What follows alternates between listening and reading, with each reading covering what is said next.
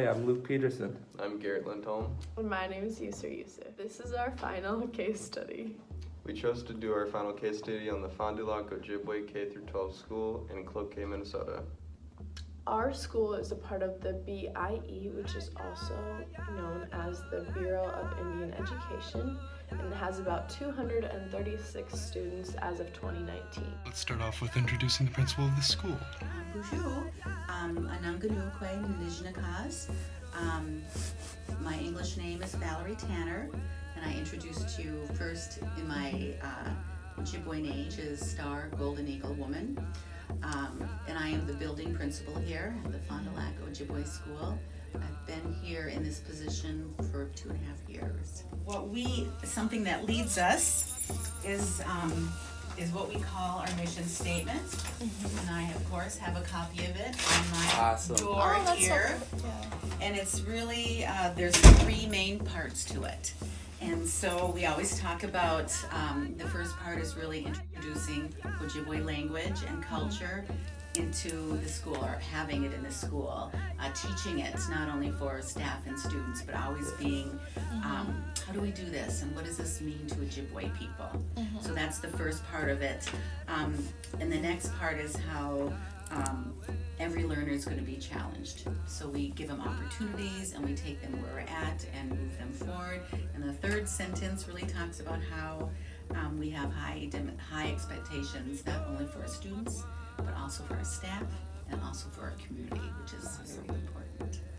Our first theme is collaboration versus competition. How do your teachers collaborate on programs, or what do they do to kind of collaborate as one? Part of it is we have in-house, it's really about communication and planning, so strategic meetings, or we have what we call here flipper meetings, and it's named flipper because we have Turtle Flipper over here. So that's our elementary side. Yeah. They would meet once a week, or now it's once every other week, and do planning and talk about what are we going to do, how do we increase scores, how do we increase culture or language, and then from there the brainstorming starts, and then everyone's throwing out ideas. Floodgates are open. Yeah, and so from there we talk about, well, who else can we partner with that, or who else can we work with on that. So we do a lot of partnering with our Natural Resources Department, which is another Fond du Lac entity, but they do a lot of outside and environmental type work, and so we certainly partner with them. Another natural partner is Fond du Lac Tribal and Community College. So, our high school students, they attend a class over there Wednesday mornings, a couple of classes, so they have that, get that college connection, feel what it is to be at a college, feel what it is to be in a college setting and in the classroom with a college professor. And then, of course, we have other things where individual teachers reach out. So we have a 5th grade teacher who does the STAR-based program with UMD, which is pretty amazing.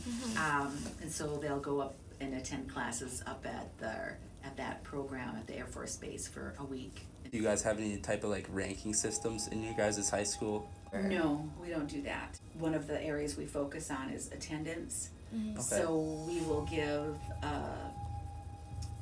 maybe a gift. We will somehow acknowledge that for a student who's been here at 90% or higher. But it's more about, so it's just reaching that baseline. So it's not ranking them in order, but having that baseline. So everyone who gets to that point gets acknowledgement. Our second theme is research-based curriculum. How do you determine your curriculum? When we have our professional development days, part of how we set it up is so the teachers can talk amongst themselves about what works best. You had this student last year. What did you do that worked?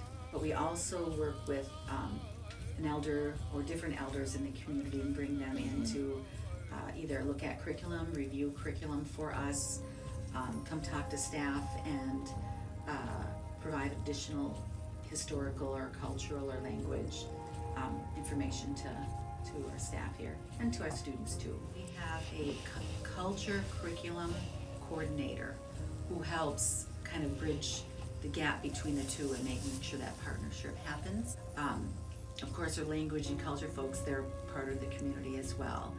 Do you guys take any standardized tests as a school? We do And the if so- MCAs, NWEA, Oh, yeah. Northwestern Education. Yeah. So we do that as well. Those we also try to do the AccuPlacer, which is college, For college, yeah. and ACT. With your curriculum, is it geared towards those testing? Like, is the end goal to perform well on the MCAs and to perform well on the the NWEAs and the ACT, or do you guys focus on other things but also? That is one of the focuses is academics, of course. So ultimately, we want our students to do well on the state testing. However, we have creativity and room for our teachers to decide how to get those students there. Our third theme is resources to help students with environment. We also have mentors in the building. We also have behavior manager facilitators, so they are assigned a caseload with students who have behavior issues and need extra support. So they work with a student and the family. We do also have a wellness coordinator who kind of oversees programs to help really the mental and emotional health for our students, but also intellectual and physical health for our students. We do have after-school programming, more for the elementary, in a wide variety, but some of it is with tutoring and homework help. Not really. We did last year a little bit, but because we had a grant that helped pay for transportation. So transportation is the So highest. you paid for transportation. Yeah. So so this year we had to really downscale our after-school program because it's spendy. Yeah. Okay. And we have to be thoughtful about that because we bus students in from, we have some students who are from McGregor, Duluth Superior, and so we don't want to say, oh, you can and you can't because your family's going to take you and your family isn't. That's unequitable. So then, I guess based on what you were saying, you do not require a fee for people, well, at least last year, to There wasn't a participate fee. in clubs. Absolutely not. Another thing that Valerie mentioned is families who are struggling at home could see a case specialist at the school and get help from the community that way. So that was another resource that was available for the kids and their family. Now it's time for the conclusion/evaluation. Beep. It's lunchtime, and it's the first day of school, and I forgot my lunch. Oh, don't worry about that. We actually get lunch and breakfast provided. So not only do we get to stay inside and do some learning, there are also programs that allow us to go into the outdoors and do some interaction with the wilderness and do our learning that way. Let's go.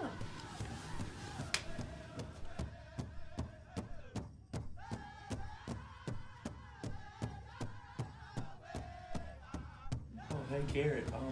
Do you know what actually helped out with your students last year with learning and studying? Yeah, they really liked flashcards and stuff. Oh, awesome. Okay, I'll have to make a note of that, and we'll use flashcards for our teaching. You sir, you're probably so dumb. You're probably on the bottom of the class rank list. Garrett, you don't know that. We don't even get ranked here. Just feeling so down. Just not feeling right. Well, we have a psychologist on campus that you can go to.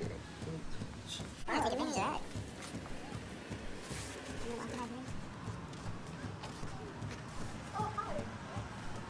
What can I help you with today? I don't know, I'm just looking for some guidance.